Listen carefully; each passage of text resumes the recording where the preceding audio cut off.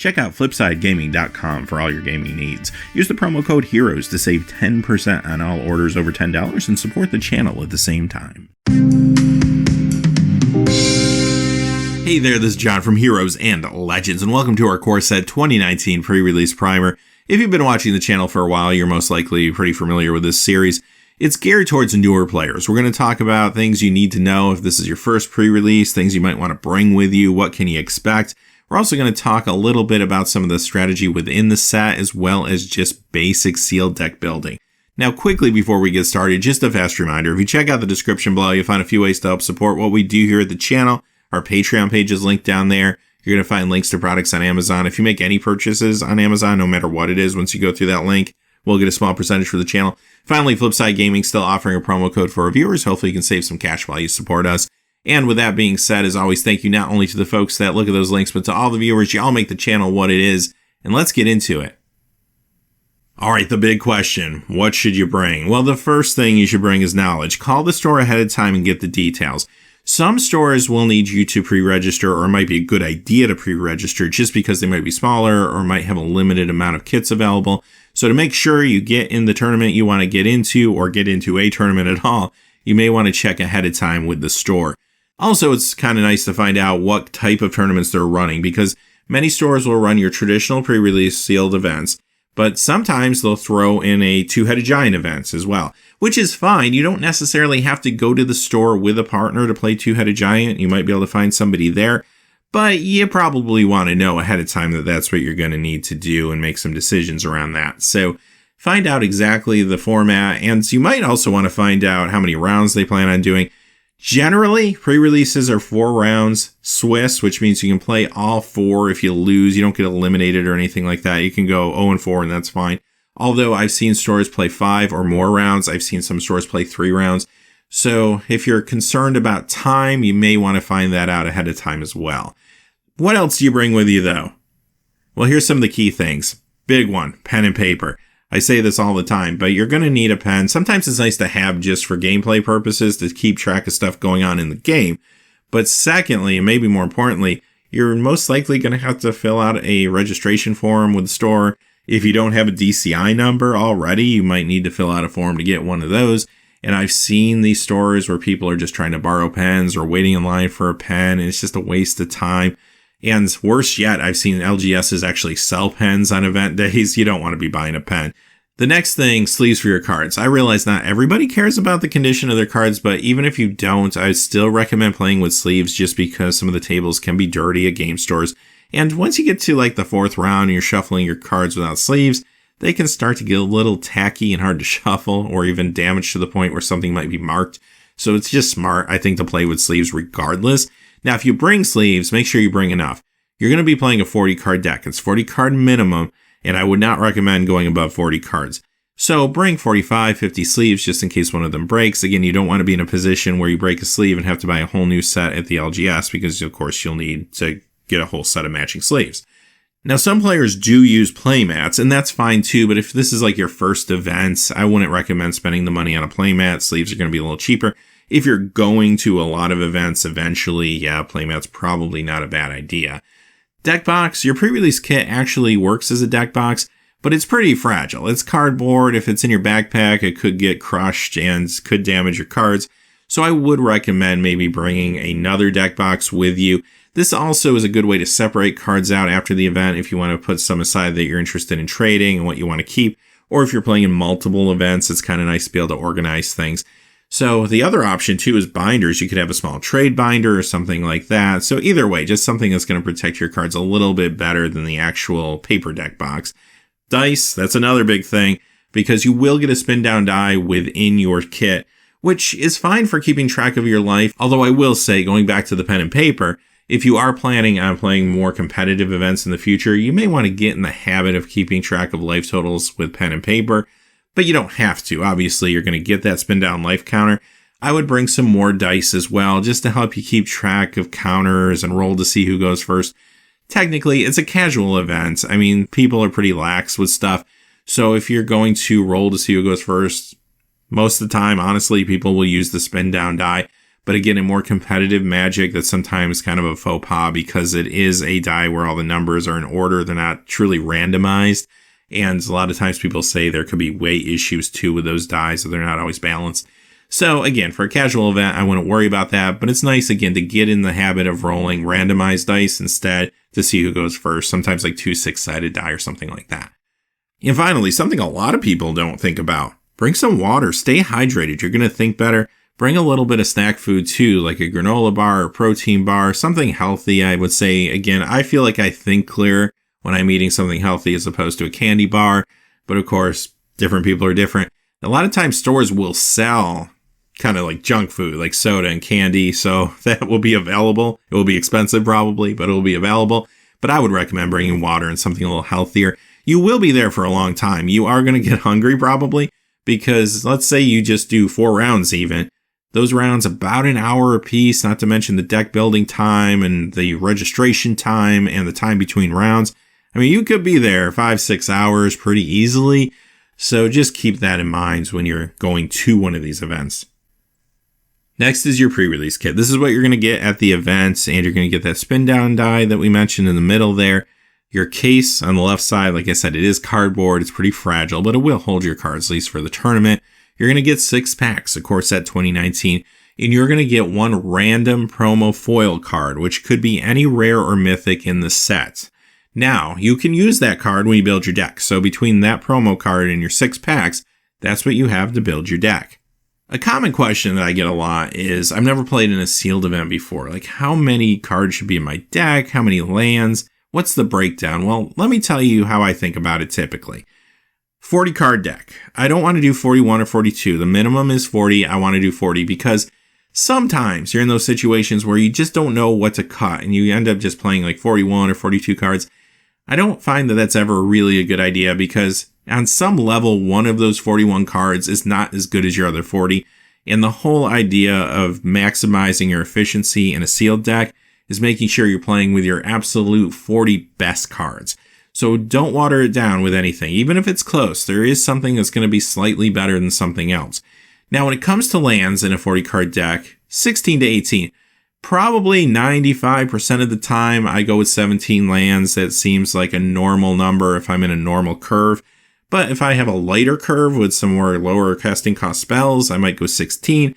Or if I have a heavier curve on the higher ends, I might go 18.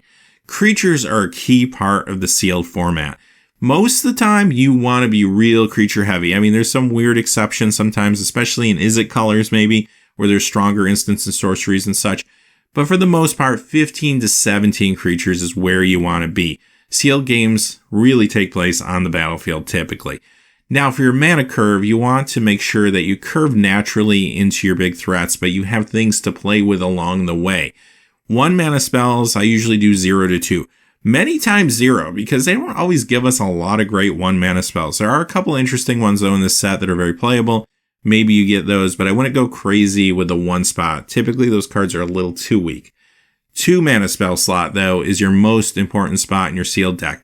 You want to make sure on turn 2 you have plays that you can influence the game.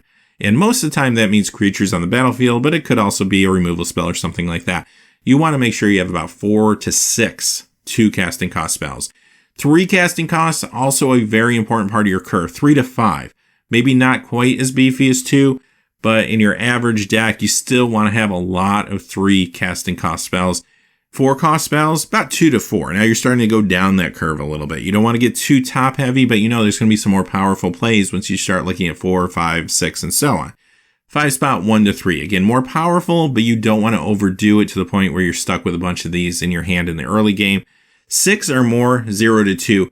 Look at your bombs. A lot of times these are the big spells that could help you end a game. And if you have 1 or 2 good ones, well, wonderful. If you don't, it's not the end of the world either. You just go a little bit lighter and maybe you can play an aggressive like Boros build or something like that and still do very well. Okay, now that you have an idea of the mana curve and deck building, let's talk about what's actually in this set. And we're going to discuss briefly how the color combinations work together. Now, when you're building a sealed deck, one thing to keep in mind, if you can go 2 colors, that's great, but sometimes splashing a 3rd color could be very helpful as long as your pool can do that efficiently. Sometimes people will even go deeper and go 4. I've even seen 5 colors. But of course, it just depends on what kind of fixing and different ways you have to get to that mana. If you are in maybe more average deck, sticking closer to 2 colors or maybe just 2 1/3 color splash, it's important to know how the 2 colors you're playing with are meant to interact together. And Wizards gives us what they call signpost cards. We're going to look at those cards right now. There's 10 of them all together. They're uncommons. They're gold cards, so each of them consists of 2 colors. But they're really a big clue as to what those colors are trying to do together.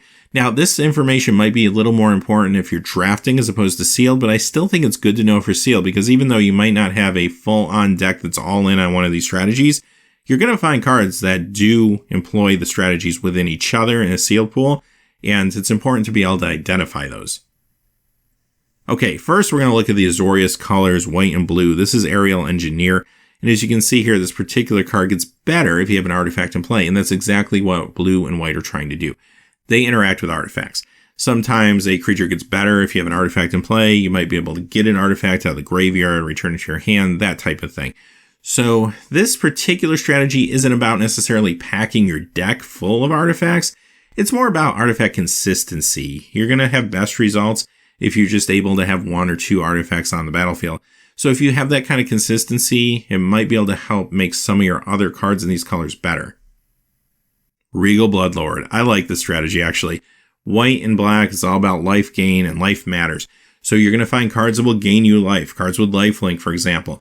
And then you're going to find cards that will give you a benefit when you do gain life. Put them together, and you might have something pretty formidable. Psychic Symbionts in the Dimir colors, blue and black. Traditionally, these colors are very controlling. They are in this set as well. But one of the things, if you're going to dig a little deeper other than just control that this set's doing with these colors, it's all about card advantage. Black is forcing your opponent to discard many times, and blue is helping you draw more cards. So this card definitely embodies that. Enigma Drake. This was an Amonkhet, so this one's a reprint. Here we are in the Izzet colors, blue and red. And again, the Izzet colors are focused on instants and sorceries. Now, this is a build where maybe you do go a little lighter on creatures because you might have some good bonuses for playing instants or sorceries. These colors also tend to have some pretty strong ones. Brawl Bash Ogre and Rakdos colors, black and red. This time, those colors are playing a sacrifice for benefit strategy. You're going to get a lot of small creatures, maybe token creatures, and then other spells that let you sacrifice those creatures for benefits. And that's what you're seeing here. You can sacrifice a creature to make this one temporarily bigger, but there's a lot of different payoff spells for sacrificing in those colors, so keep your eyes open for a lot of different things you can do. Also, occasionally, you might be able to steal one of your opponent's things and then sacrifice it. Poison Tip Archer in the Golgari colors, black and green. These colors this time around are all about value and trying to make the most of your resources. This is an example of that. This is a forecasting cost 2/3 creature that has reach, death touch, and an ability built into it. That's actually kind of awesome.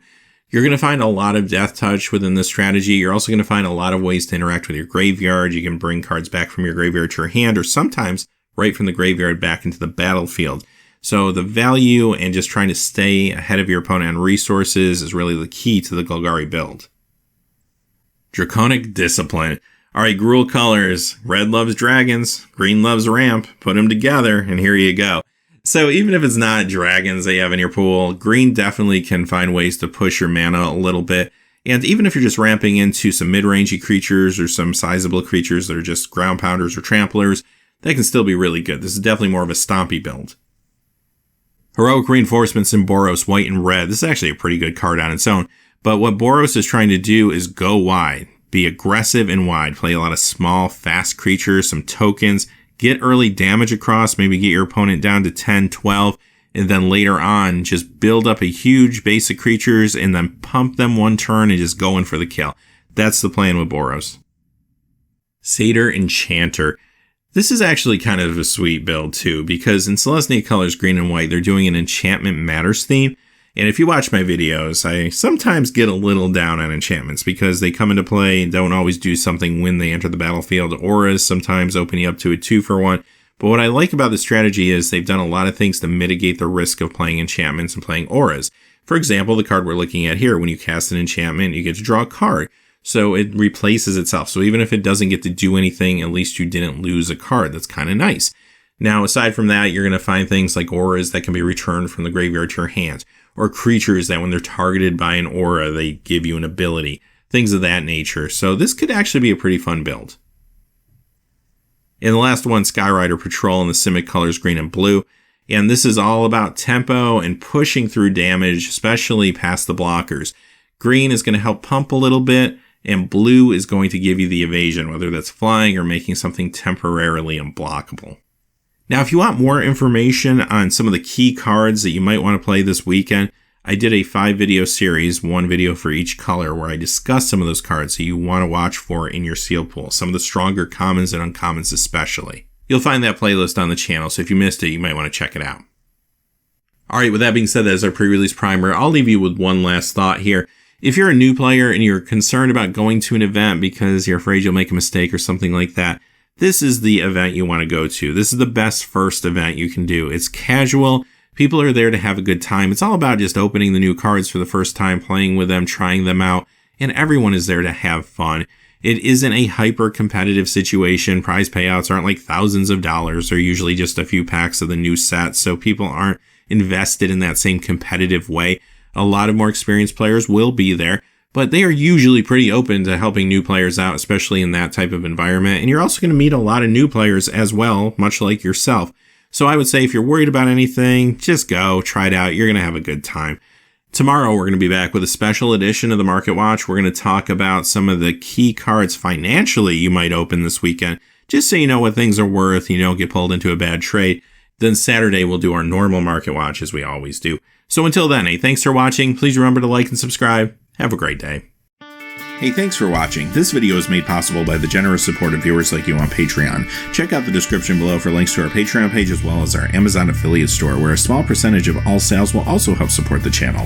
Finally, if you haven't had a chance yet to subscribe, hit that subscribe button so you don't miss any new videos on Heroes and Legends. Talk to you again soon, and have a great day.